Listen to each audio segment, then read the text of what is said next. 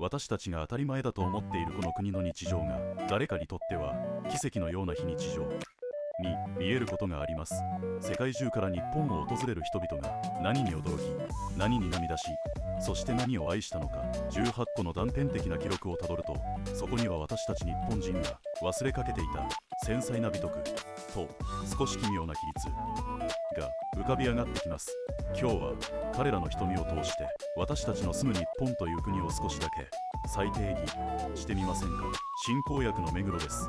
知的好奇心をくすぐる短い旅へご案内しましょう。街のゴミ一つない美しさと自動で開くタクシーのドアに腰を抜かすカップルです。So we just landed in Japan and we already have so many questions. So guys, welcome to Japan. हम हैं Emmy और तानी and this is our mini Japan series. यहाँ की गलियाँ इतनी साफ हैं, we cannot see a single piece of trash anywhere. I'm not even kidding. उसके अलावा even touristy areas में you'll see that everything is so organized.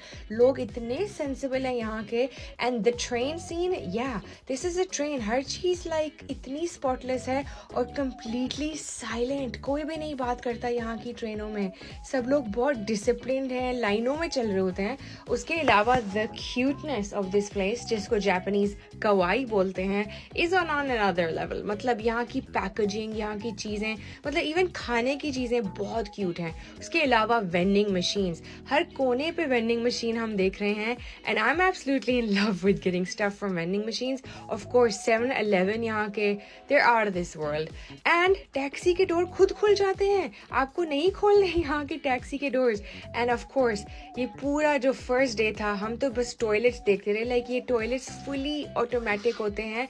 This is the water filling inside the toilet. उसके अलावा yesterday जब हम पहुंचे थे, like the airport toilets had like 20 buttons. हर चीज़ का बटन है. इनफैक्ट म्यूजिक भी लग जाता है इस टॉयलेट में और बच्चे को बैठाने की भी जगह है. तो ये वो पहले दिन के कल्चर शॉक्स थे जिनको देख के हम बिल्कुल कंफ्यूज और एक्साइटेड हो गए. There is so much more to come, so keep on watching. 到着24時間、新幹線の静寂と逆にゴミ箱がないという日本独自のパラドックスに困惑する家族。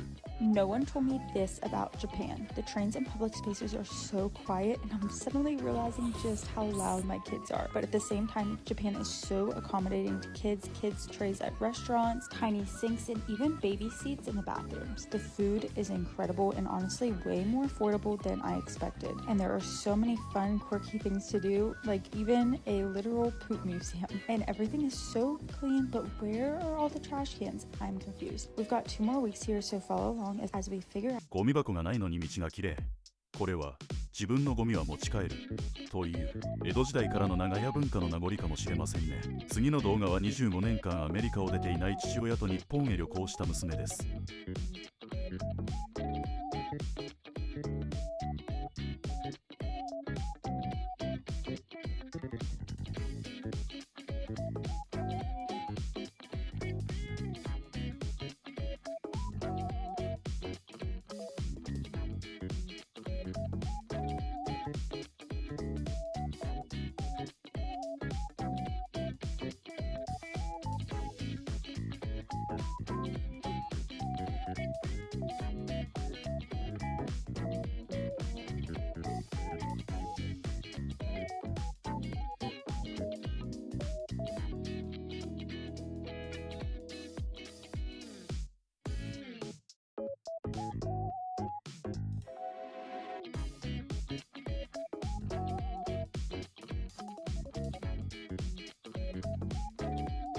次の動画は子連れ観光客です。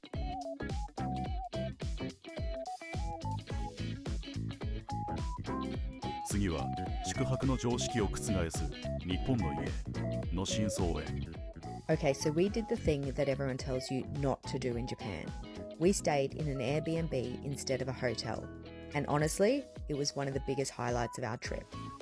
We stayed in Shinsekai in Osaka, walking distance to Tsutenkaku Tower, Tennoji Park, the coolest local streets, and a 24-hour Don Quixote minutes away. The house was unreal.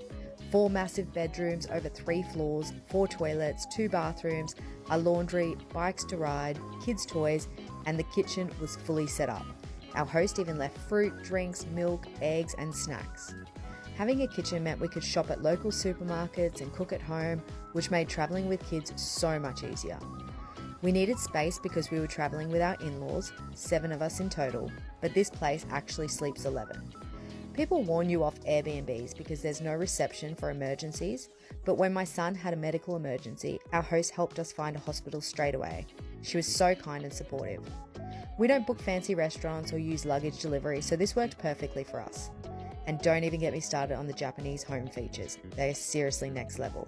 You cannot stay at a hotel in Japan if you have a family of 5 or larger, is what I thought when going on a trip to Japan, but I was wrong. I found this chain of apartment-style hotels called Mimaru that are all across Tokyo and Osaka, and all of them are in like prime spots, like right near train stations, convenience stores.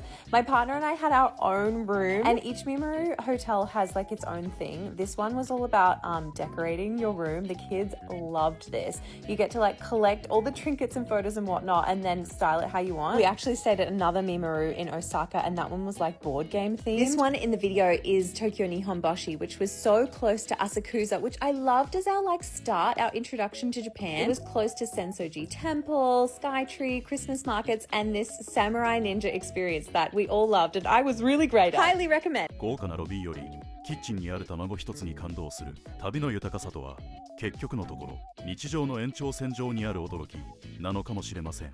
さて、そんな理想の裏にある日本ならではの壁に迫ってみましょうか。Day 10 of travelling around Japan with my 2 kids, and I would say it's the hardest country that we have travelled with kids.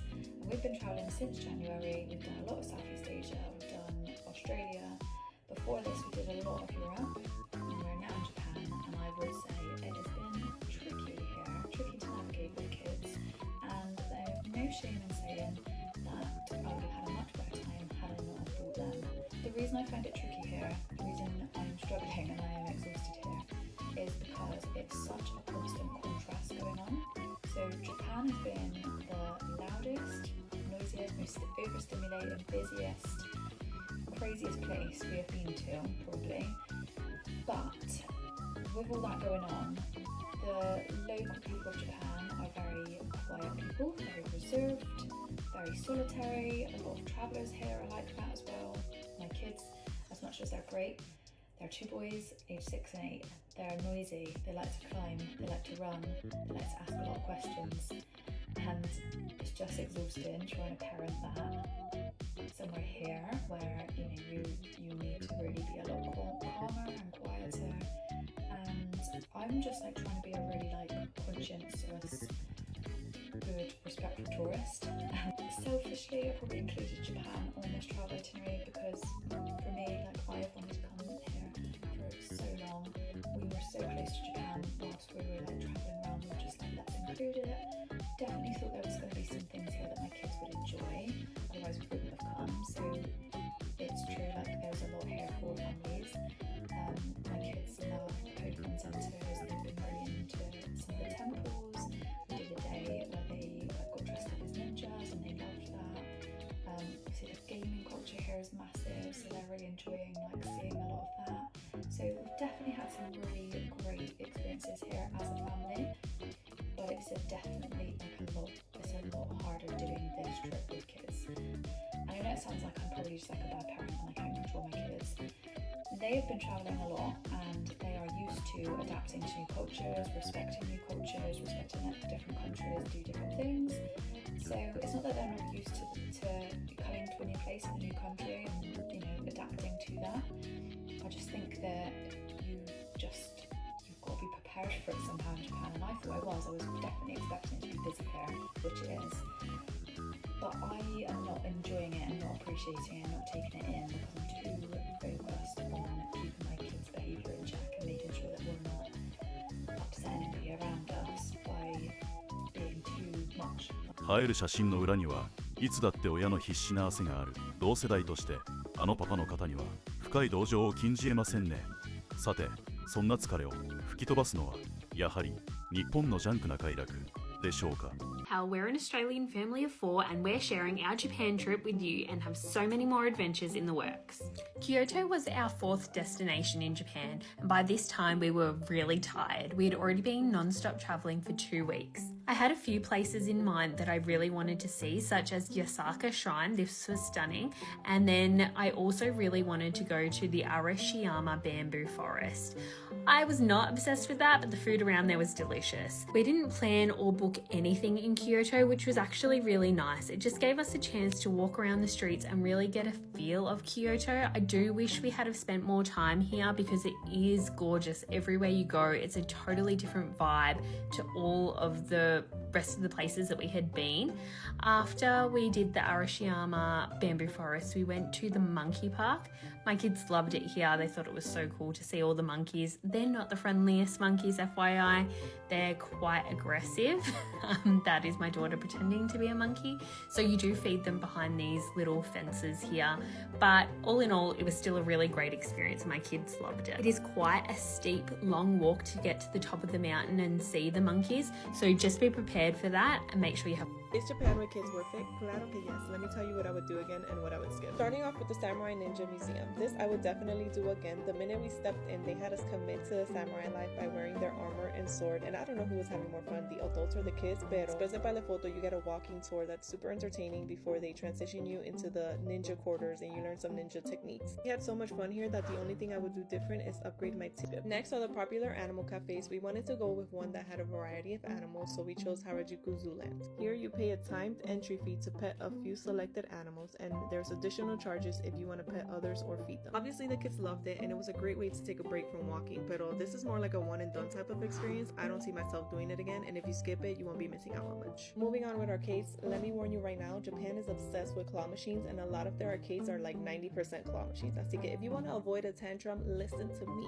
Skip the street arcades and go straight to the Tokyo Tower, where you'll find Japan's largest digital amusement park. Here you pay a one-time entry fee and then you get access to 3 floors of unlimited fun. And they have so many games for the whole family. I thought that I would survive the first round of Squid Games, but clearly not. Pero anyways, all of the games require some type of body movement, so you will definitely be burned out, but it's so much fun that it's worth repeating. And that's my list of things that I would skip and repeat in Tokyo, Japan. I hope this helps your travel plans.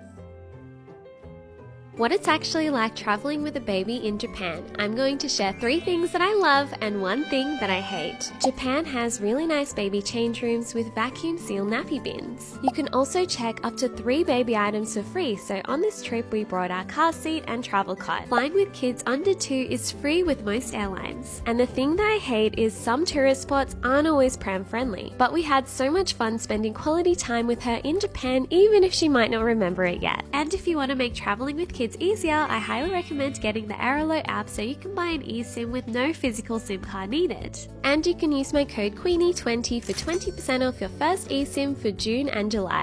Good morning from Japan. It is 9:30 in the morning. We woke up at 6 a.m. because we're still adjusting to the time, but we're not complaining because we're out and about. Have a coffee in my hand. The weather is great. Didn't have to pay a dime to come into this park or pay parking. I bought 2 pastries, a coffee, and apple juice. Only paid $10. How do you feel being here? So the only one thing I really feel overall is peace. Peace and love. Like knowing that we're safe, we're enjoying the best of the best. We're not paying an arm and a leg for it. Kids are safe, they're having fun. Kids are walking super in front of us or either really behind us, and we don't feel stressed. We're not like, stay right next to me, because over in the United States, I don't let them out of my sight, not even inside of grocery stores. What do you want? Octopus. I've been waiting to try it for so long in Japan. Just wanted to make it Good. Ichi, 1 octopus, please. Good job, P. Did you guys hear Penelope? She just said 1 in Japanese. She said Ichi. That right there is my homeschool daughter.